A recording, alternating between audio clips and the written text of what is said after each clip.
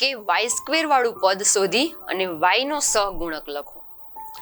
તો પેલી રકમ છે કે 8 - xy², જેમાં બે પદ છે, એક પદ 8 અને બીજું પદ -xy², જેમાં y² વાળું પદ છે -xy².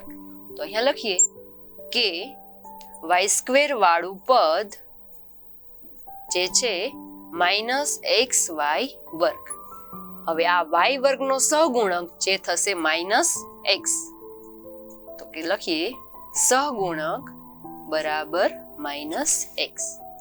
બીજી રકમ છે 5y² + 7x, દ્વિપદી છે, તેમાં એક પદ 5y² અને બીજું પદ 7x છે. તો કે y² વાળું પદ લખીએ y² વાળું પદ જે છે 5y². y² નો સહગુણક લખીએ તો જે થશે 5. અહીંયા આવશે 5. નેક્સ્ટ રકમ 2x² - 15xy² + 7y².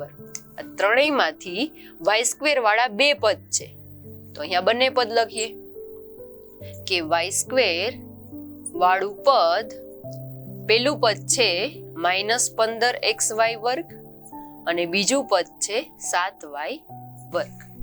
આ બંનેના સહગુણકો લખીએ તો કે સહગુણકો, જેમાં પહેલું પદ એનો સહગુણક થશે -15x અને બીજું પદ છે એનો સહગુણક થશે 7.